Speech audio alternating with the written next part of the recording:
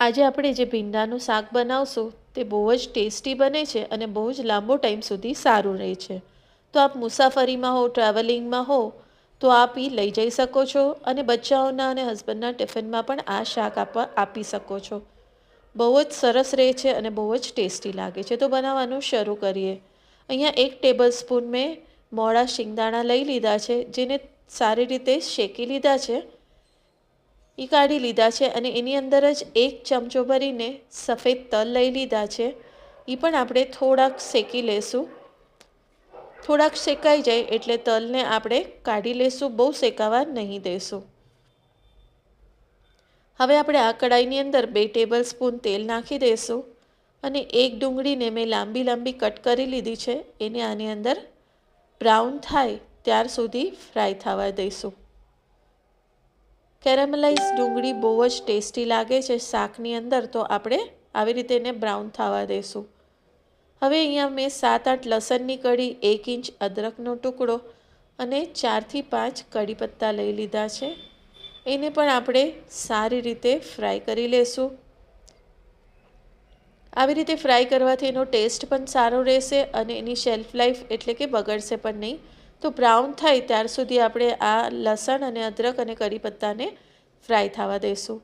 હવે આપણે આ જ તેલની અંદર 2 થી 3 ચમચા ભરીને તેલ નાખી દઈશું ને અડધી ચમચી આપણે જીરું નાખી દઈશું. જીરું થઈ જાય એટલે 250 ગ્રામ ભીંડા મેં ધોઈને સાફ કરીને નાના નાના ગોળ ટુકડામાં કટ કરી લીધું છે. તો આપને જે રીતે પસંદ હોય તે ટુકડા તેવી રીતે આપ ભીંડાના ટુકડા કરી શકો છો. હવે ભીંડાને આપણે સારી રીતે ફ્રાય થવા દઈશું અડધી ચમચી હળદર નાખીને. જ્યાર સુધી આપણો ભીંડો ફ્રાય થાય છે, એની ચીકાશ જાય છે, ત્યાર સુધી આપણે મસાલો કરી લેશું. તો અહીંયા મેં એક મિક્સર લઈ લીધું છે અને મિક્સરની અંદર જે તલ અને સીંગ આપણે શેક્યા હતા એને ગ્રાઇન્ડ કરી લેશું અને એની સાથે નાખી દઈશું અડધી વાટકી ભરીને સેવ. તો આપ સેવ, ફરસાણ, બેસન જે બી આપની પાસે અવેલેબલ હોય એ નાખી શકો છો અને એ કાઢી લેશું જે મસાલો છે એ. અને આપણે લસણ અને કાંદાનો જે મસાલો છે એને બી પીસી અને સીંગવાલા પાવડરની અંદર એડ કરી દઈશું.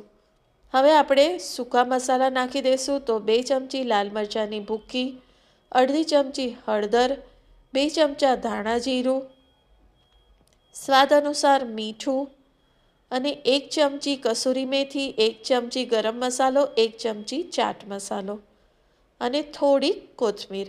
આ બધું નાખીને આપણે સારી રીતે મિક્સ કરી શકશું.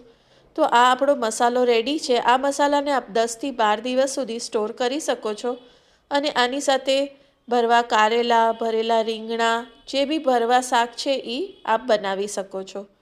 તો આ મસાલાની અંદર હવે આપણે ભીંડા જે આપણા થઈ ગયા છે એની અંદર એડ કરી દઈશું અને 1.5 ચમચી સબ્જી મસાલો એડ કરી લેશું. અગર આપની પાસે સબ્જી મસાલો ન હોય તો આપ સ્કીપ કરી શકો છો. હવે મસાલાને ને ભીંડાને 2 થી 3 મિનિટ સુધી સારી રીતે કૂક થવા દઈશું.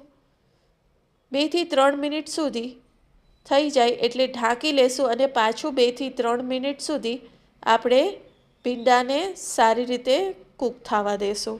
આ આપણો ટેસ્ટી અને હેલ્ધી ભીંડો રેડી છે.